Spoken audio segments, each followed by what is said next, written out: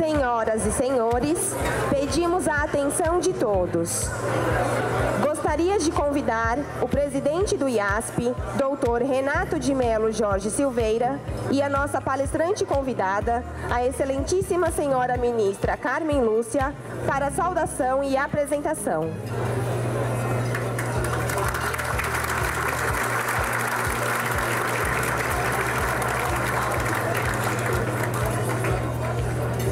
Muito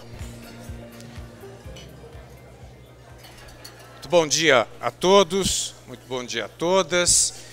Excelentíssima senhora ministra Carmen Lúcia, digníssima ministra do Supremo Tribunal Federal e dileta vice-presidente do Tribunal Superior Eleitoral, homenageada neste dia, excelentíssimo senhor Dr. Rui Celso Reale Fragoso, ex-presidente deste instituto, vice-decana do Colégio de Presidentes, condutor maior de suas atividades, pessoa na qual sempre me inspiro e busco amparo. Excelentíssima senhora professora, minha professora Ivete Senise Ferreira, ex-presidente do Instituto, primeira diretora da Faculdade de Direito da USP, ex-vice-presidente da Ordem, exemplo maior de conduta acadêmica e profissional. Excelentíssimo senhor Dr. Zé Horácio Ralph Rezende Ribeiro, ex-presidente do IASP, idealizador de tantas mudanças, meu amigo, elo maior entre os associados desta casa.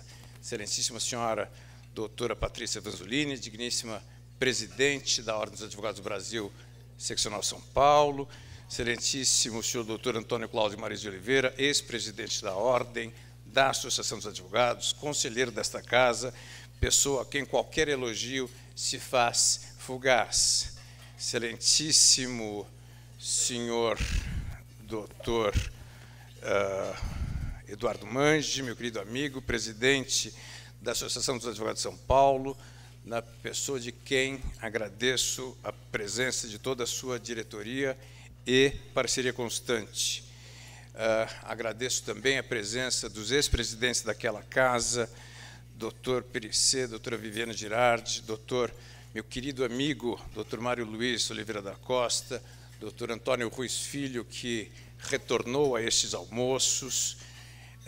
Obrigado pela presença e sempre constante parceria. Excelentíssimo senhor doutor Renato Vieira, presidente do nosso querido IBCCRIM, excelentíssimo senhor doutor Eduardo Salucci, digníssimo presidente do MDA, excelentíssimo senhor doutor Cássio Namur, presidente da Associação Internacional de Juristas de Família,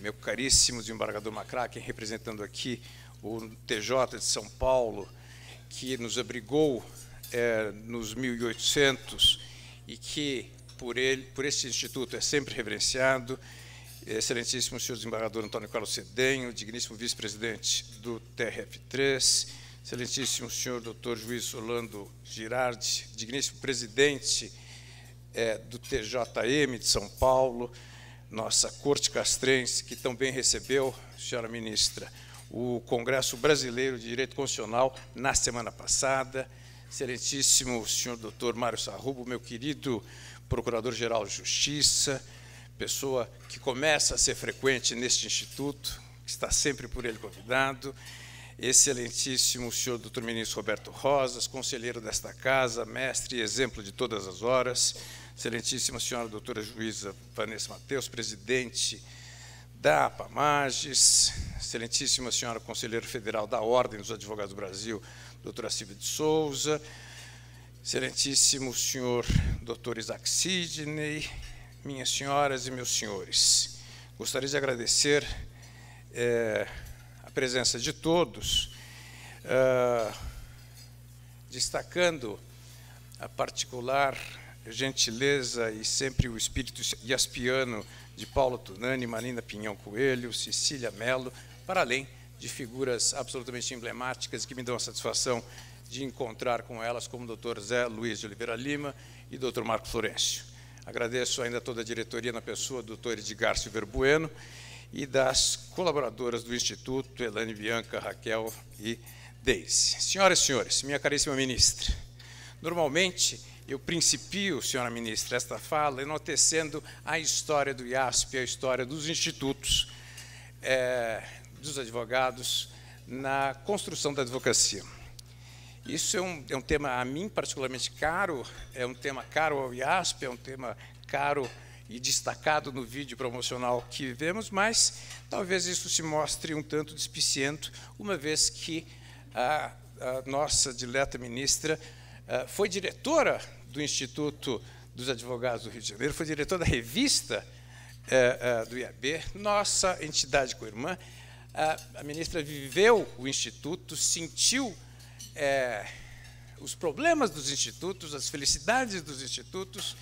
Então, eu vou me conter, excepcionalmente, ministra, para tornar minha fala introdutória breve, eu vou me conter e deixar a história retratada no vídeo que vimos. Mas sou obrigado a destacar a primazia do IASP, senhora ministra, no que diz respeito ao fulgurante papel que as mulheres desempenharam e que desempenham neste instituto.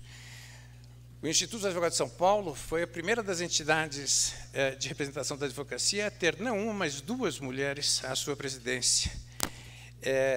Professora Ivete, representando aqui toda a glória e toda a força da mulher.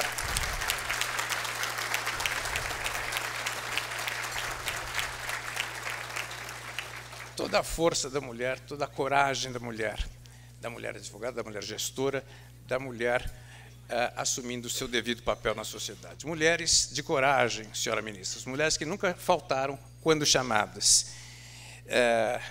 E eu me permito, nesta minha fala introdutória, senhora ministra, uma pequena reflexão. Acaso não seria, de fato, esse sempre perenemente o papel das mulheres? Não é da nossa terra a presença de bravas heroínas como Maria Quitéria ou Maria Filipa de Oliveira? Não foram, por sua vez, Teresa de Março e Anásia Pinheiro Machado, as mulheres que no começo do século XX ensinaram a gerações passadas que a mulher também podia voar? Não foram mulheres como Maria Augusta Saraiva, primeira bacharel na Faculdade de Direito, e Esther de Figueiredo Ferraz, doutora Gilda, que mostraram que o direito não é território único dos homens e que as mulheres tanto podem? Acaso não foram, aliás, a mencionada professora Ivete, professora Maria Garcia, professora Eunice Prudente, dentre tantas outras, que envergaram com brilho a beca acadêmica e ensinaram que é a mulher que ensina o direito? Não foram advogadas, doutor Sergei, como Zulaê Cobra, que mostraram que a coragem não é coisa só masculina? Recentemente, nossa homenageada destacou que, apesar de sermos todos iguais, a discriminação ainda é presente e deve ser combatida, pois ofende a dignidade de todos. E é esse o nosso papel e também o papel assumido pelo IASP. Nossa caríssima homenageada é das Minas Gerais, com tão rica e centenária história. Coube a ela, com primazia, com a Constituição de um lado e com os direitos humanos de outro, mostrar no Supremo Tribunal Federal o seu papel. E lá fez e continua a fazer história. Formada na Católica e mestre pela Federal de Gerais, é ela professora titular de Direito Constitucional. Professora, ministra, e confidenciávamos há pouco a importância de Rui, professora que, como diria Rui na oração ao Colégio Anchieta, é a suprema santificação da palavra humana, abaixo unicamente da prece. Nessa terra de Piratininga, também estudou, deixando marcas históricas aqui explicitadas pelo Dr. Scaff. Destacada procuradora do Estado, defendeu a instituição em tantos e tantos momentos. Ganhou o louvor de gerações diversas. E veio a oportunidade de uma vida, veio o convite irrecusável.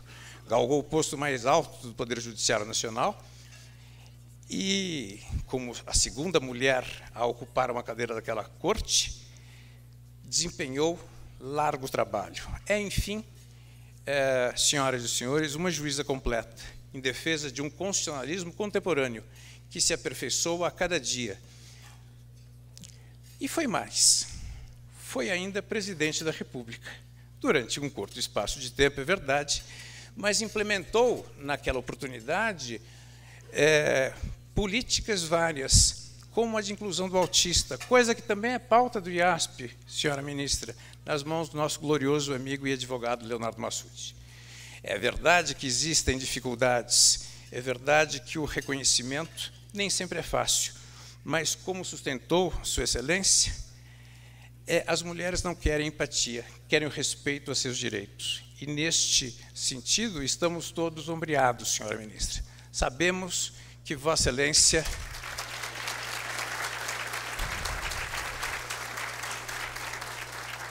acima de tudo, tem a preocupação com a dignidade da pessoa humana.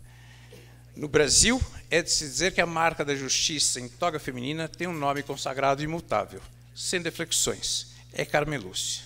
Senhoras e senhores, recebam a nossa ministra a falar sobre a defesa da dignidade humana junto ao Supremo Tribunal Federal.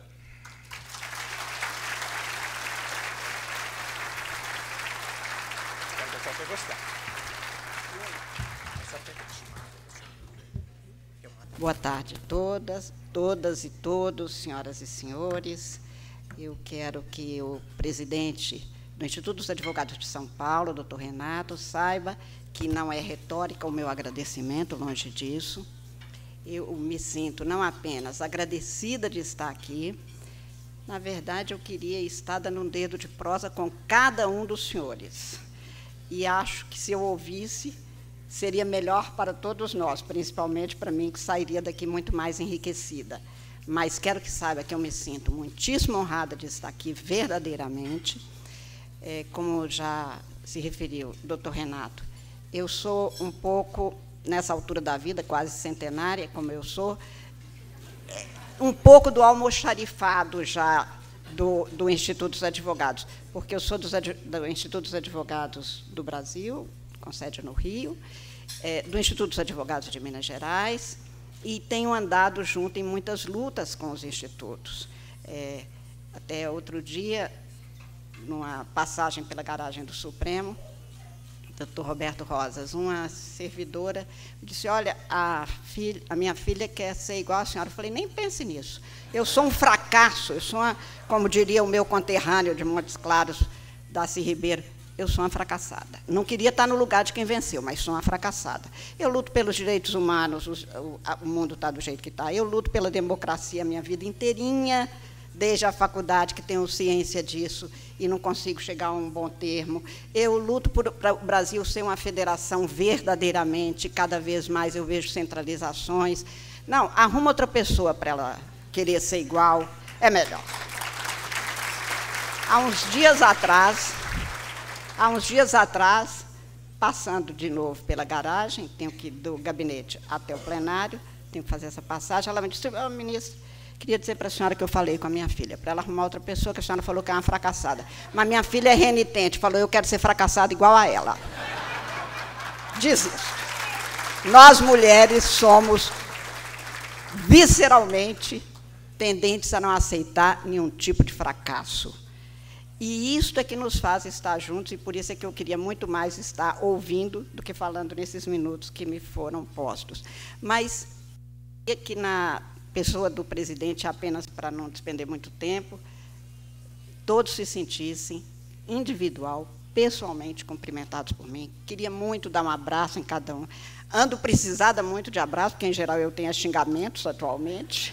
Os ministros do Supremo não são exatamente as pessoas mais procuradas para abraços, portanto, me sinto muito abraçada aqui hoje. E queria que essa homenagem muito especial se fizesse, e me dessem licença, doutor Renato, para fazer nas pessoas das minhas queridas professoras, professora Ivete e a professora Maria Garcia. Tenho certeza que a doutora Patrícia Vanzolini vai se unir a mim nessa homenagem. São pessoas em que eu o tempo todo penso e me dá força saber que estamos juntas e que juntas podemos ser muito mais. Eu também quero fazer apenas uma menção, senhor presidente, à importância desses encontros. Vivemos um tempo de demasiados desencontros que podem nos levar, sim, ao pior dos mundos. Porque os desencontros que fazem parte da vida são pelo menos na minha juventude, eram desencontros de amor. Um amava mais que o outro, e aí um vai embora e a gente fica aí até arrumar outro, porque também nós não somos, nem para isso nós não somos fracassadas eternas. Eu não quero ser Helena de Troia e não vou ficar tecendo nada. Mas, de toda sorte, os desencontros não eram odientos, os desencontros não eram raivosos. O que nós estamos vivendo nos últimos anos é alguma coisa difícil até de entender minimamente. E encontros nos quais a afabilidade, a civilidade, que é o mínimo para a gentileza se restabelecer, se faz a partir de exemplos. Tudo se aprende nessa vida. Eu acho que o mal se aprende, o bem se aprende, o amor se aprende, o ódio também. E por isso é que esses encontros, e nós da comunidade jurídica temos tido isso desde a velha Casa de Montezuma, de 1843, que foi criada para isso.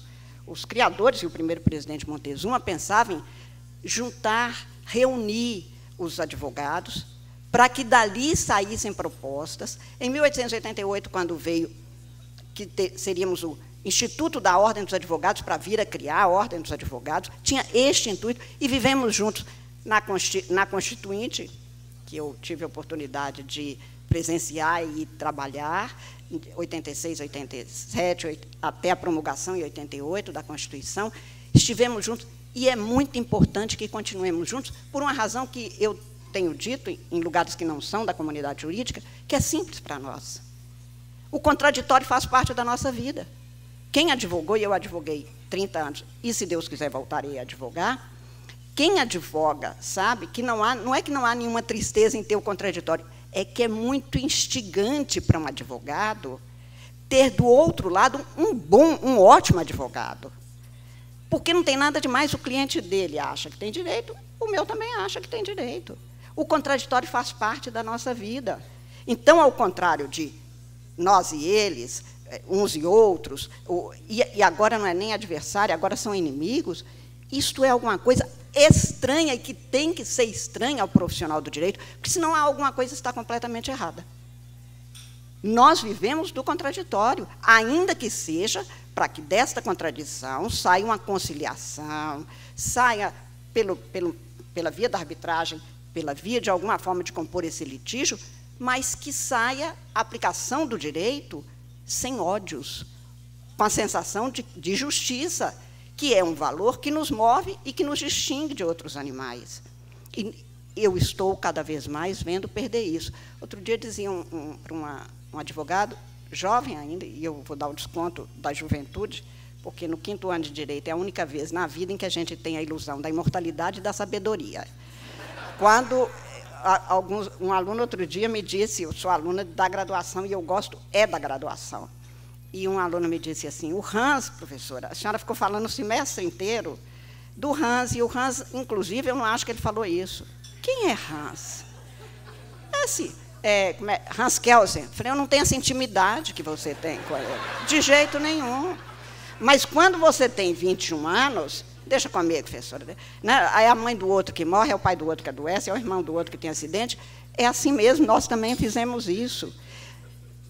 Só que, para nós, eu me lembro primeiro processo em que um professor meu, que tinha sido meu professor, era o ex-adversa. Eu fiquei no entusiasmo, eu queria ser Desco e Barbosa, presidente. Eu queria ser melhor, eu queria ganhar pelo gosto de ver o direito que ele me ensinou e que ele tivesse orgulho de mim, perdendo de mim o que era só na minha cabeça. Ficou com raiva, perdeu mesmo. Ficou tempos achando que eu devia a ele isso. Né? E nós, descendentes de Eva, presidente, é fácil nos impor a culpa, porque aquela maçã até hoje estão cobrando da gente. Culpa de tudo. Então, o contraditório que faz parte do direito, faz parte da política, faz parte de tudo, porque ser diferente não é ser melhor nem pior, é ser o outro que me reflete. E é por isso que, quando falamos de dignidade, falamos disso. Somos todos humanamente iguais na luz e na sombra, no querer e no não querer. Não, esta coisa odienta corrói a base do direito, a base do Estado de Direito. e impossibilita a democracia. Nós vamos continuar falando de retórica se a gente não tiver uma mudança de comportamentos pessoais, sociais, políticos, econômicos. Na pandemia, eu vi gente falando, estamos finalmente todos no mesmo barco. Eu dizia, no mesmo barco? Não, nós estamos na mesma tempestade. Mas, enquanto alguns podem se valer dos melhores médicos, dos melhores hospitais, há 10, 12 pessoas no mesmo casebre, sem condições sequer de fazer um isolamento mínimo de 1,5 metro. Nós não estamos no mesmo barco, mas é preciso que a gente construa uma frota Brasil com espaços dignos para todo mundo. E isso é responsabilidade de todos nós. E nós, da comunidade jurídica, sempre tivemos essa responsabilidade. É preciso, portanto, que a gente a assuma integralmente. Eu quero pontuar minhas observações para não ficar muito solta, antes apenas dizendo do meu gosto de estar aqui, porque eu falo assim, eu fui muito feliz nos 2 anos que eu estudei, e para minha pouca honra, eu diria, não fiz o doutorado com o professor Dalmo Dallari, e por questões de doenças na minha família, voltei para Minas e não defendi a minha tese. Ocupei, portanto, o espaço, aprendi muito, mas fui muito feliz naqueles 2 anos. Uma das fases que, nas minhas memórias, eu contarei como um dos momentos mais felizes, em tudo e por tudo, pela libertação que foi. E ainda hoje eu falo assim, é que eu gosto de São Paulo tanto que São Paulo me quer bem. Porque outro dia a ministra Maria Tereza de Assis disse que entrando, começou a chover no centro, na Praça da Sé, e ela então foi entrando, foi se acolhendo sob uma marquise que tinha umas pessoas deitadas. E ela, como eu, tem a cabeça branca. Então, que o morador lá, a pessoa que estava ali, não sei se era morador, enfim, que não é moradia mesmo, disse a ela, Carmen Lúcia, perambulando por São Paulo, e como ela estava perto da igreja, ele foi entrando, ela falou, a pessoa falou, você está precisando muito de oração mesmo.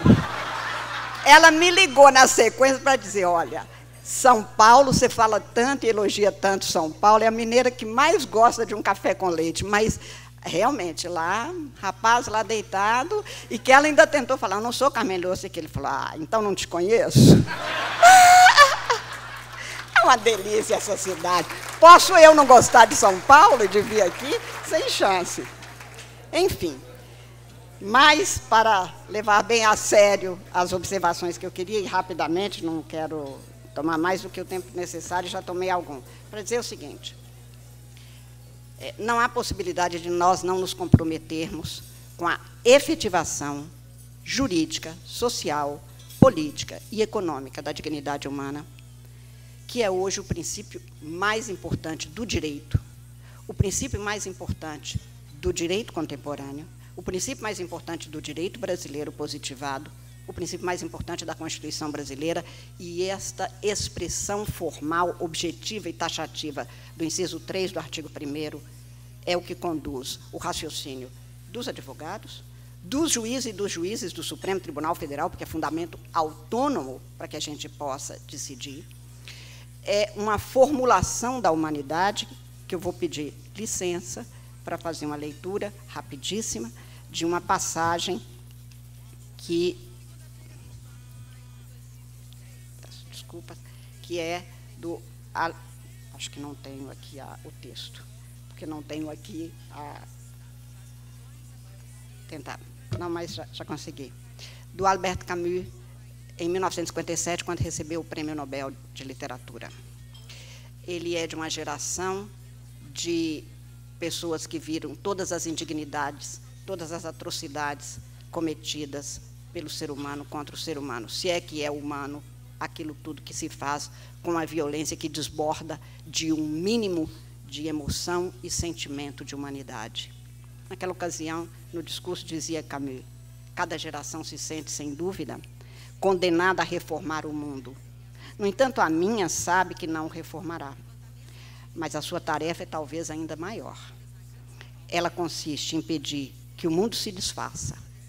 Herdeira de uma história corrupta, onde se mesclam revoluções decaídas, tecnologias enlouquecidas, deuses mortos, ideologias esgotadas, onde poderes medíocres podem hoje a tudo destruir, mas não sabem mais convencer, onde a inteligência se rebaixou para servir ao ódio e à opressão. Essa geração tem o débito com ela mesma e com as gerações próximas de restabelecer, a partir de suas próprias negações, um pouco daquilo que faz a dignidade de viver e de morrer.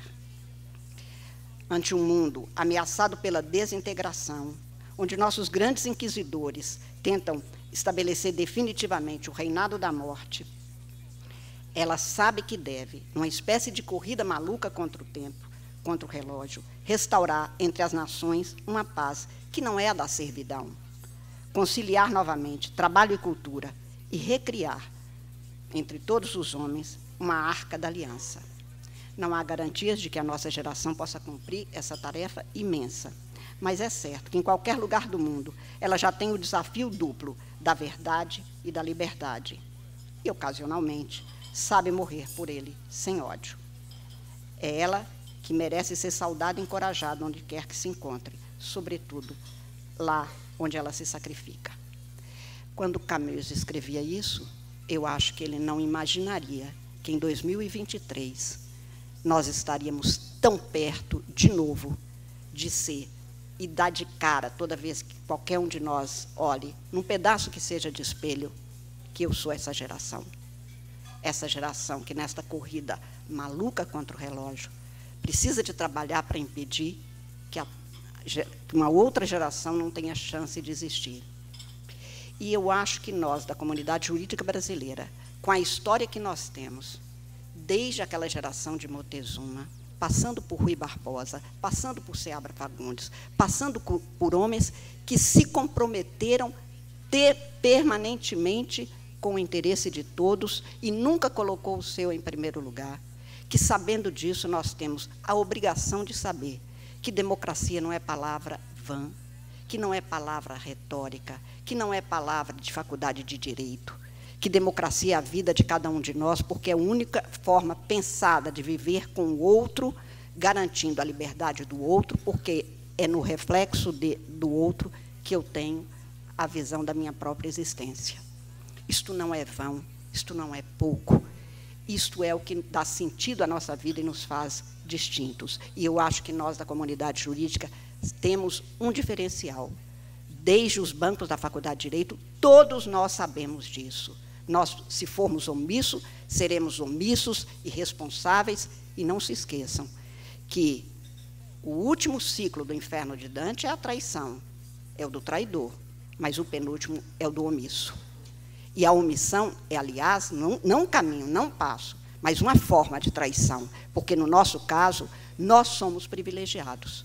Nós somos os que tiveram acesso a uma faculdade de Direito num país, sim, que hoje tem mais de 1.200 faculdades de Direito. Mas eu, quando estudei, nem tinha esse tanto, mas tinha todos os compromissos que os meus professores tiveram em sala de aula. Eu sou de uma geração que fez prova de Direito Constitucional, como estudante de Direito, em abril de 77, com o Congresso fechado. E a memória do que aquilo me fez sentir fisicamente, do aperto no estômago, eu não esqueço, porque a gente é capaz de esquecer tudo que se fazem com a gente, tudo que nos fazem ver, tudo que nos fazem até ouvir. Mas ninguém esquece o que uma pessoa te fez sentir. Sentimento tem memória eterna. E, por isso, nós temos o sentimento de justiça. Passamos por uma faculdade de Direito, fomos para os fóruns, fomos para os tribunais, fomos garantindo ao outro que a gente iria garantir a justiça. E isto também não é retórica. Hoje, na hora que uma mulher que tenha tido a sua filha atropelada, o seu filho assassinado por uma chamada bala perdida, que perdeu do outro, mas encontrou a vida do filho dela, na hora que se pergunta a essa mulher, os repórteres perguntam, e a senhora espera o quê? Espero justiça. Ela espera que nós, da comunidade jurídica, exerçamos o nosso papel. Eu não acho que isso seja pouco. Eu acho que é muito para uma vida só. Queria ter um dia de 48, de 72 horas, para dar conta de fazer o que eu sei que é minha obrigação fazer. Eu não sou culpada do que está aí, mas sou responsável pelo que está aí. E por essa responsabilidade, por uma Constituição que é uma conquista de várias gerações. O professor Dalmo Dallari, lutou antes de eu chegar a ser aluna dele, e quem veio antes dele lutou muito antes disso, para que a gente tivesse a Constituição cidadã. E não que a Constituição fosse cidadã, mas que cada cidadão tivesse certeza de que a Constituição não é um livrinho, não é algo inútil na vida dele. E isso mudou, porque, quando eu era estudante da graduação, só nós sabíamos que existia a Constituição. Em Belo Horizonte havia uma faculdade de Direito, e aqui atrás da nossa faculdade, nós tínhamos uma série de livrarias que vendiam Constituições. Ninguém mais sabia. Hoje eu digo, todo mundo sabe, fala até de direitos constitucionais que não existem. Como eu tenho uma que trabalhou um dia, foi fazer um trabalho para mim, se eu tenho um direito constitucional a um sabão melhor que esse. Não, minha filha, isso aí não está na Constituição. Eu compro é o mais barato mesmo. E aí alguém me disse, mas a senhora não ficou com raiva? Não, dou graças a Deus de todo mundo estar sabendo que existe Constituição. Mudou o Brasil. Nós podemos ter um sentimento de Constituição. Entre os erros da minha geração está de eu não ter visto que, quando foi promulgada a Constituição, e nós já discutimos isso na Ordem dos Advogados, nós já discutimos isso no Instituto dos Advogados, nós tínhamos que ter continuado como estávamos desde a minha geração de estudantes, 70. Era preciso implementar a Constituição juridicamente, com as leis que precisavam de ser formuladas e editadas para que tivesse implementação total, e, principalmente, nós precisávamos de nos manter unidos, organizados, para passar para a sociedade brasileira e construir com a sociedade brasileira um sentimento de Constituição para cidadãos com dignidade. Esta luta é uma luta permanente, sim, e o problema não é só do Brasil. Mas o que veio na sequência, primeiro, não atingiu todo mundo, não há milagre, a Constituição não faz milagre, como eu digo algumas vezes para colegas juízes e advogados, eu faço direito, não faço milagre. Milagre é em outro terreno. Isto tudo para dizer que, nesta construção de um Brasil que a gente queira, precise e tenha o direito, como diria Guimarães Rosa, sorte é isso, merecer e ter. Eu acho que nós merecemos e temos que fazer por merecer para ter um Brasil em que o Estado democrático de direito, previsto na Constituição brasileira, seja de todos os brasileiros. A despeito disso, e rapidamente faço apenas uma referência, às violências que nós temos no Brasil. Sobre nós, mulheres, nós não ainda conseguimos atingir o patamar de sermos normalmente consideradas iguais. E não me digam, presidente, que não é fato. Eu sou juíza do Supremo Tribunal Federal e há preconceito. Há preconceito nos tribunais, nós temos tribunais que não tem uma mulher compondo, e nós somos, na Ordem dos Advogados do Brasil, a maioria de advogadas. Nós tivemos uma Procuradora-Geral da República, sendo que várias estão em condições e poderiam aceder ao cargo. Nós temos um número enorme de mulheres, a luta é enorme. Claro que a luta tem que continuar mesmo, porque não é porque nós não temos hoje que nós não teremos amanhã. O que eu digo é que, para a gente curar uma doença, e eu acho que é uma doença achar que uma mulher vale menos pelo que ela é, por ser o que ela é. Ela é um ser humano de sexo feminino. Ponto. Para algumas atividades, o homem tem mais força física e depende de força física, sim.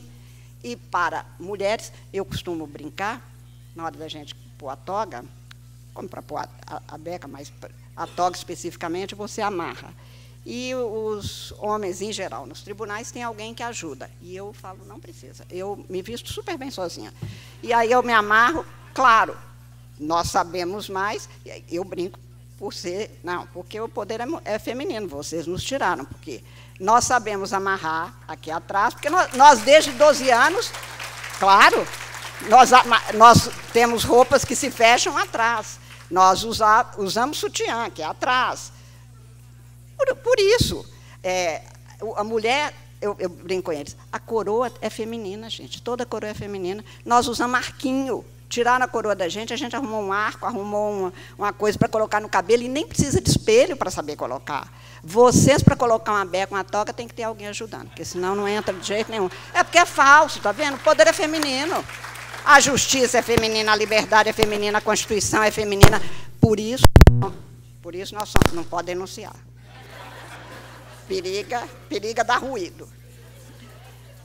Certo é que a desigualdade é enorme, o preconceito é enorme, o direito que faz é o que o direito pode fazer. Proíbe a expressão, a manifestação e a prática do preconceito. Porque quem não gosta de mulher sendo juíza, pelo olhar, uma de nós sabe, a doutora Patrícia com certeza já deve ter vivido, é pelo olhar. No trânsito, então, se tiver num carro oficial, está indo fazer compra, o marido está lá trabalhando, e nós pagando. Nunca é por direito. No Brasil, isto é assim. Eu sei que há recortes que eu posso fazer que podem piorar a situação de indignidade, porque é assim que a gente conta em casa. Sabe, hoje eu estava em tal lugar, sofri, o verbo é que eu quero usar, sofri, um preconceito é um sofrimento. E é grave, porque se eu for pegar o número de mulheres negras no judiciário, é muito menor. Hoje nós temos quase 7% de juízas no Brasil, temos 38% de juízas do total. E nos tribunais superiores, muito menos. Por isso a importância da doutora Patrícia, na Ordem dos Advogados, e das outras 4 presidentes de seccionais, porque é preciso que se veja que nós não estamos aqui para ameaçar, nós estamos para conviver. Nós queremos ser igualmente dignos, nós queremos ter a fala da Cecília Meirelles. Já fui loura, fui morena, fui Alice Beatriz, fui Maria e Madalena, só não pude ser como quis. Nós temos, todos os brasileiros, o direito de ser o que nós queremos ser, o que nós podemos ser, o que nós temos vocação para ser, para ajudar a todos. A sociedade é só uma, a humanidade é só uma, não há possibilidade de a gente cogitar de dignidade humana e de uma sociedade verdadeira, democrática, que vai ser melhor para todo mundo. Reter o poder e ficar desesperado, estressado para manter este cargo, porque senão vai vir alguém. Vai vir, porque a gente morre. Vai vir. Não adianta ficar nessa ilusão louca. Ali-se a isso o grande desafio da dignidade hoje. A dignidade, dizia Kant, é o que não tem preço. O que tiver preço pode ser mudado, pode ser apressado, pode ser substituído. O ser humano tem dignidade. Ele não tem preço. E por isso é que nós somos dignos para sermos livres. E aí vem as tecnologias, que em 1957, referindo-se a outra realidade, Alberto Camus dizia, essas tecnologias ensandecidas. Mal sabia ele. É que elas não são ensandecidas. Elas têm uma programação, as chamadas Big Techs, que são multinacionais, não são, elas sabem onde é o gabinete do gerente, elas sabem o que ganham, transformam e estão nos colocando em risco de transformarem a humanidade, processo político, processo econômico, processo social, por novas formas de dominação. Até aqui, a humanidade viu guerras por causa de terra, eu quero este pedaço aqui, conflitos por causa de terra, as coisas submetidas à vontade de alguém. E este que estava escravizado buscava se libertar, como nós mulheres. Agora, a dominação é pelo interno.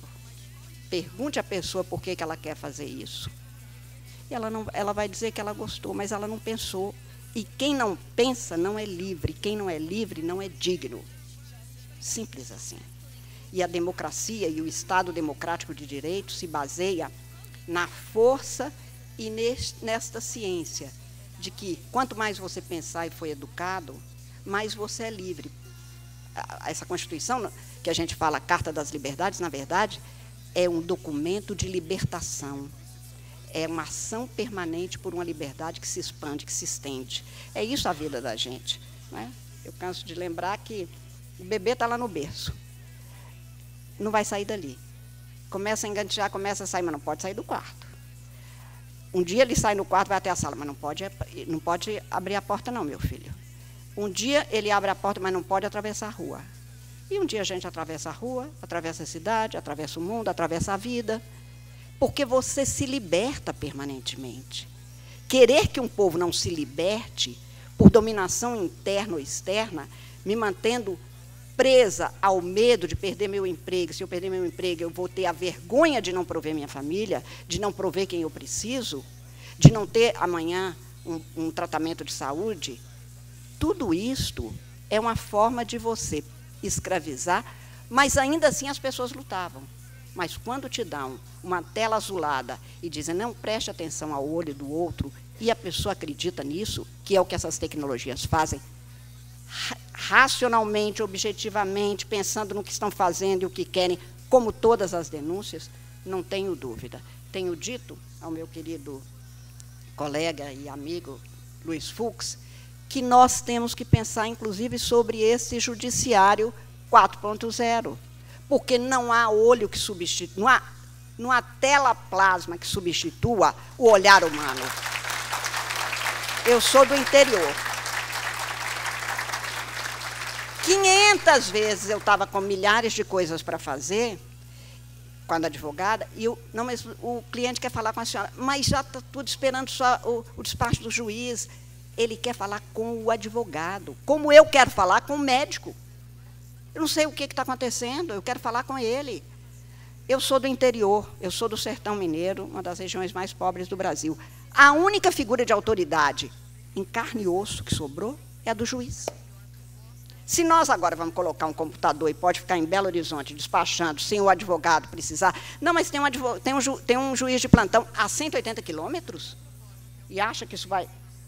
Enfim, acho, presidente, acho, senhoras e senhores, meus amigos, que para que a gente tenha a concretização, e aí que eu estou falando de efetividade jurídica e social da dignidade humana para todos, porque onde houver um indigno, há alguém que acha que houve uma injustiça, ele se sente injustiçado. Acho que nós temos, presidente, de fazer alguns movimentos concretos, nós da comunidade jurídica, e aí eu não estou falando do poder estatal, do poder judiciário, embora eu acho que o CNJ, principalmente, que tem esse poder administrativo, precisa de fazer isso mesmo. Mas acho que o papel das faculdades de Direito que vão ter que se repensar. Estou ciente que ficar um ano e meio do currículo ensinando a recorrer, depois o advogado reclama porque o cliente quer que recorra até o final, e você, como advogado, não pode deixar de fazer. E o juiz reclamando do advogado, nós estamos errando na base. Nós precisamos de saber a fazer, formular e reformular o direito. Nós precisamos de ensinar o aluno a conciliar, a arbitrar, a participar de outras formas de composição, porque para decompor o mundo não precisa de ensinar muita coisa que ele já aprendeu, e o que ele não aprendeu foi porque tecnologias se colocaram no lugar dele.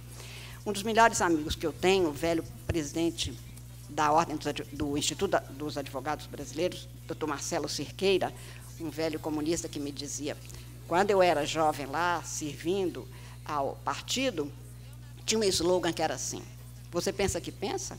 Pensa mal. Quem pensa por você é o Comitê Central. Depois ele falava isso, eu contava para o papai, e o papai falava assim, só mudou uma coisa, você pensa que pensa? Pensa mal. Quem pensa por você é o comercial.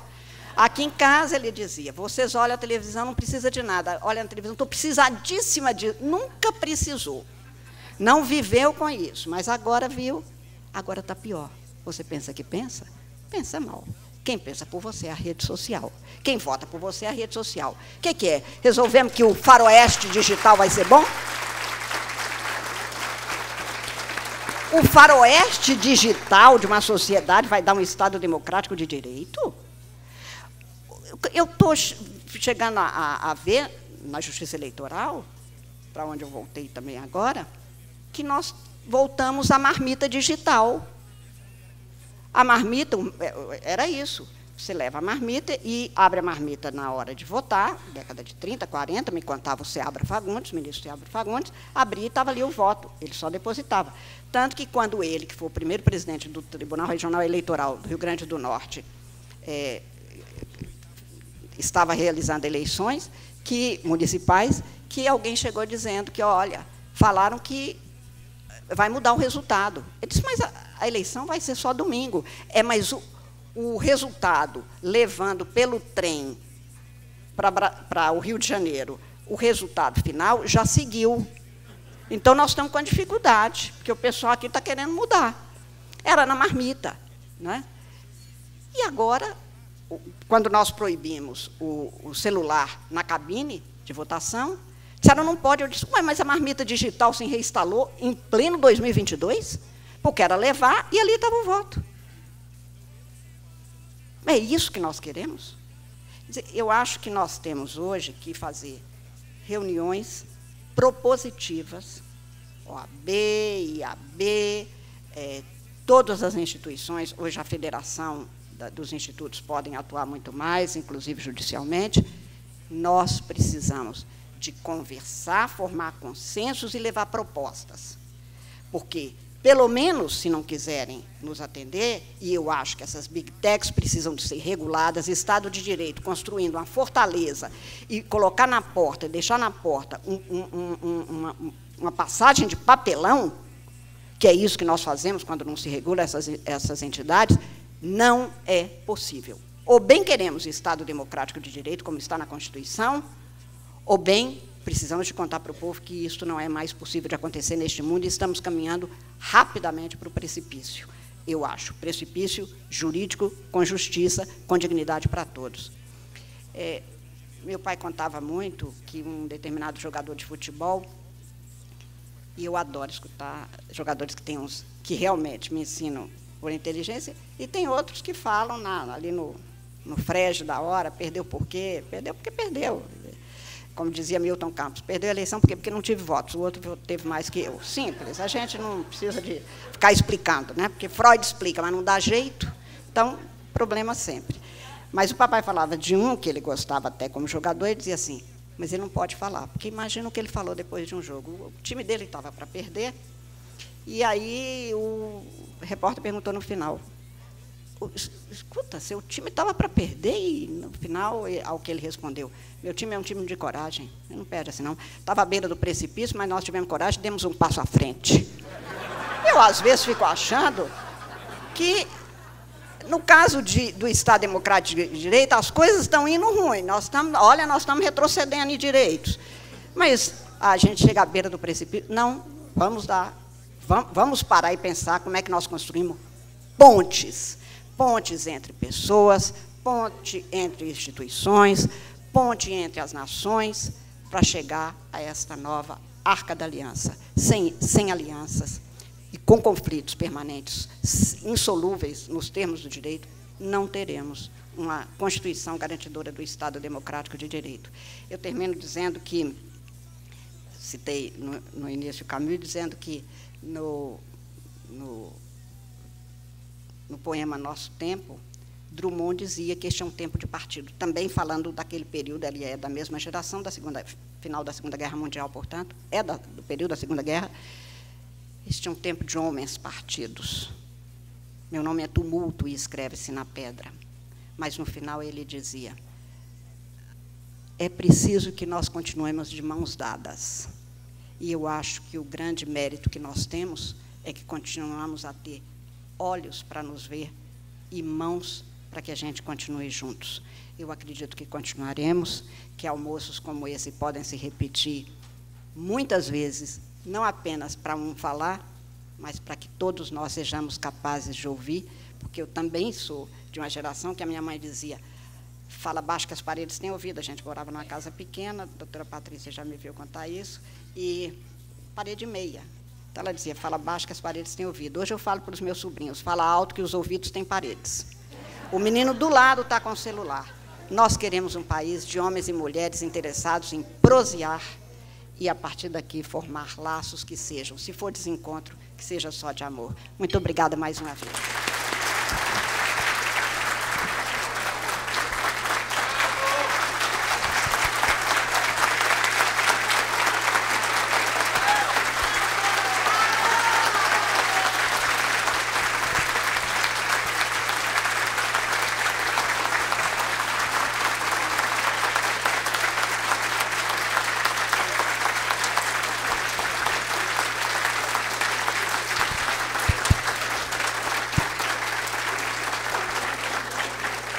Ministra, eu acho que as palmas já retratam não é?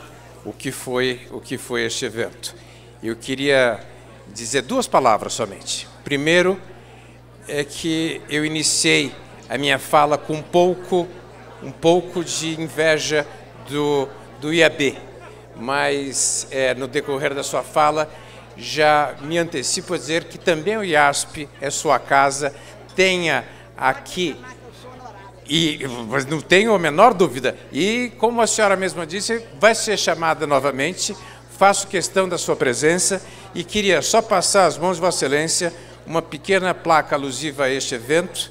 O Instituto dos Advogados de São Paulo, IASP, agradece a excelentíssima senhora ministra Carmen Lúcia pela exposição, por esta memorável exposição de mais de 300 pessoas na reunião almoço de 29 de maio de 23. Muito obrigado.